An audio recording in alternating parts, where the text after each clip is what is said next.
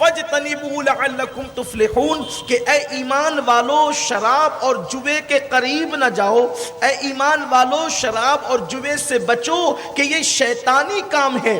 اللہ اکبر، آپ اندازہ کریں، فرمایا گیا شراب اور جوے سے بچو، بت پرستی سے بچو، پانسے سے بچو کہ یہ شیطانی راہ ہے، یہ شیطان کے کام ہے۔ اور پھر اللہ تبارک و تعالیٰ نے ارشاد فرمایا تم اس سے اجتناب کرو گے، تم اس سے بچو گے تو اللہ تبارک و تعالیٰ تمہیں کامیابی عطا فرمائے گا، یعنی تم راہ کامیابی کے مسافر بن جاؤ گے اگر تم نے اپنے آپ کو اس سے بچانے کی کوشش کی۔ اس لیے کہ آج عنوان تو جو ہے وہ نشہ ہے، شراب ہے، تو اس لیے میں جوے پر کوئی گفتگو زیادہ نہیں کروں گا، لیکن آج بہت درد دل کے ساتھ یہ بات کہنی پڑتی ہے کہ گنبد و مینار کے اس شہر میں بہت چھوٹی چھوٹی عمر کے ہمارے بچے، ہمارے نوجوان جو ہے بڑی تیزی کے ساتھ نشے کی طرف جا رہے ہیں۔ باضابطہ طور پر پورے گروپ ہیں، باضابطہ طور پہ لڑکوں کے پورے سرکل ہیں جو نشے کے اندر ڈوبے ہوئے ہیں۔ اچھی طرح یاد رکھیں یہ نشہ آپ کو بہت اچھی جگہ لے کر کے نہیں جائے گا، اس کا بے پناہ نقصان ہے۔ آپ جانتے ہیں میرے پیارے آقا صلی اللہ علیہ وسلم کے پیارے دیوانوں، ایک وقت تھا پہلے بڑی عمر کے لوگ نشہ کرتے تھے، لیکن بہت افسوس ہے شراب کی اس قدر لت لوگوں کو پڑ گئی ہے۔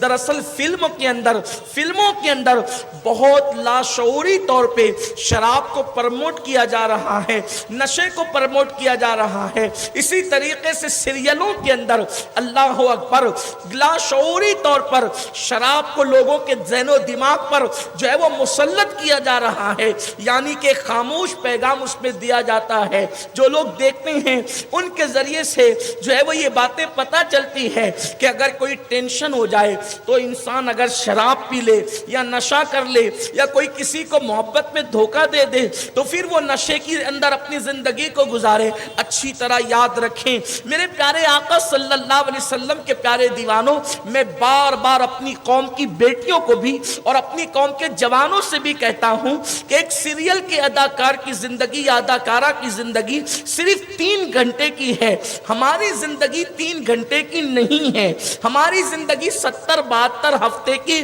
سیریل کی نہیں ہے۔ ہمیں اپنی پوری زندگی جینا ہے، ہمیں اپنے مسائل کا مقابلہ کرنا ہے، ہمیں دنیاوی چیلنجز کا مقابلہ کرنا ہے۔ میرے پیارے آقا صلی اللہ علیہ وسلم کے پیارے دیوانوں، آؤ میں آپ کو بتاؤں اللہ اکبر یہ نشے کے نقصانات کیا ہیں۔ دراصل خمر شراب کو اسی لیے کہتے ہیں کہ اس کی وجہ سے عقل انسان کی ڈھک جاتی ہے۔ اتنی دیر تک جتنی دیر تک شراب کا اثر انسان کے وجود پہ رہتا ہے اتنی دیر تک کہ انسان کی عقل کام نہیں کرتی۔ اللہ کے حبیب صلی اللہ علیہ وسلم کے غلاموں، نشے کے نقصانات جو دنیا میں ہے وہ تو ہیں ہی، لیکن اسلام میں جو آخرت کا تصور ہے اس میں کتنا شدید عذاب ہے، اس میں کتنا بدترین عذاب ہے۔ ایک اشارہ کر کے میں آخرت کے عذاب کی طرف آتا ہوں۔ دیکھو جو نشے کے دنیاوی نقصانات ہیں، ایک یہ ہے کہ جتنی دیر تک کہ آپ نشے کی حالت میں ہوں گے اتنی دیر تک نہ آپ کاروبار کر سکتے ہیں، نہ کسی سے گفتگو کر سکتے ہیں، نہ کسی سے بات چیت کر سکتے ہیں۔ نشہ کرنے والا کبھی گٹروں کے کنارے پڑا رہتا ہے، نشہ کرنے والا کبھی اپنی ماں کے ساتھ بھی زنا کر سکتا ہے، کبھی اپنی خالہ کے ساتھ بھی زنا کر سکتا ہے، کبھی کسی پہ ہاتھ بھی اٹھا سکتا ہے۔ اب نشہ کرنے والا کسی کو گالی بھی دے سکتا ہے، حالت نشہ میں بیوی کو طلاق بھی دے سکتا ہے۔ یہ کتنے نقصانات ہیں۔ کبھی وہ اپنی جوان بیٹی کی آبرو پر بھی ہاتھ ڈال سکتا ہے، جو اپنے آپ میں نہ ہو وہ کچھ بھی کر سکتا ہے۔ میرے پیارے آقا صلی اللہ علیہ وسلم کے پیارے دیوانوں، نشہ کرنے والا کام دھام کرنے کی پوزیشن میں نہیں رہتا۔ اب وہ کام نہیں کرے گا تو ظاہر سی بات ہے اس کے پاس پیسے کہاں سے آئیں گے؟ اس کے گھر کے آنگن میں کوئی پیسوں کا جھاڑ تو نہیں لگا ہے کہ وہ درختوں کو ہلائے گا اور اس کے بعد پیسوں کی برسات ہو جائے گی۔ میرے آقا صلی اللہ علیہ وسلم کے دیوانوں، اچھی طرح یاد رکھے، ایک انسان جب پیسہ نہیں کمائے گا اور اب اس کو عادت ہے نشے کی، تو اس کو نشے کے لیے پیسہ تو چاہیے، اس کو نشے کے لیے روپیہ تو چاہیے، تو اب وہ کرے گا کیا؟ ظاہر سی بات ہے وہ چوری کرے گا۔ بتائیے نشہ کرنے والا چور بنا کہ نہیں بنا؟ نشہ کرنے والا تھوڑی سی رقم لے کر مذہب و ملت کا سودا کرے گا، اپنی قوم کا سودا کرے گا، اس لیے کہ نشہ کرنے والے لوگ جب کسی کے ہتھے چڑھ جاتے ہیں تو ہوتا کیا ہے پتا ہے؟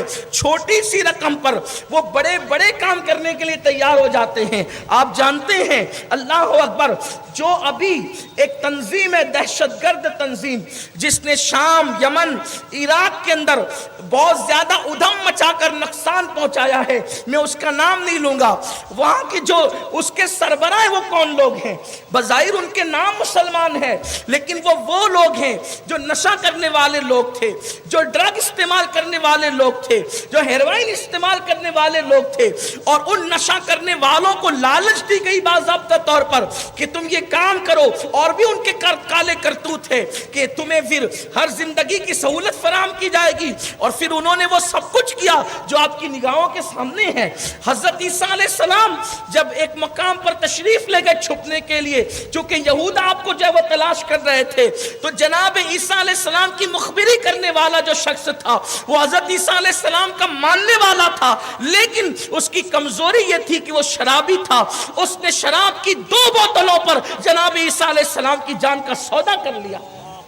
آپ کیا سمجھتے ہیں نشے کو؟ نشہ جب انسان کے وجود پہ چھا جاتا ہے، انسان کے دل و دماغ پہ چھا جاتا ہے، تو پھر انسان اپنی خواہش کی تکمیل کے لیے پھر کسی بھی چیز کا سودا کر سکتا ہے۔ وہ اپنی بیٹی کی آبرو بھی بیچ سکتا ہے نشے کی خاطر۔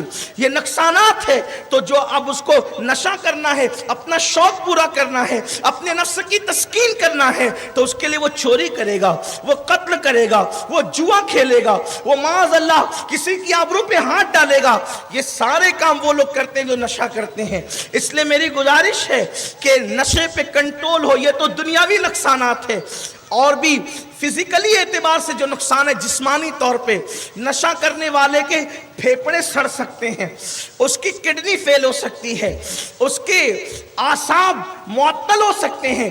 جو کثرت سے نشہ کرتے ہیں وہ بیوی کی ضرورت پوری کرنے کے قابل نہیں رہ جاتے۔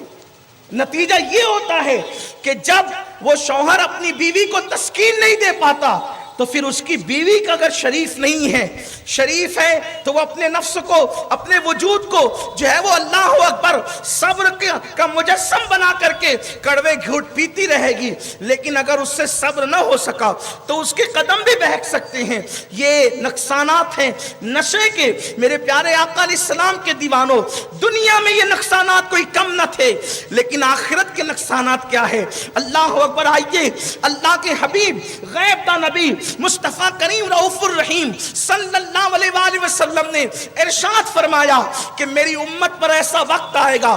اب ذرا دھیان سے سنیں، اللہ کے حبیب صلی اللہ علیہ وآلہ وسلم فرماتے ہیں میری امت پر ایسا وقت آئے گا کہ میری امت کے چہرے بھی کبھی بندر کی طرح کیے جائیں گے، کبھی سور کی طرح کیے جائیں گے، مکانات سلامت ہوں گے، اچانک مکانات زمینوں کے اندر دھس جائیں گے، زمینوں میں مکانات دھسیں گے، چہرے تبدیل ہوں گے۔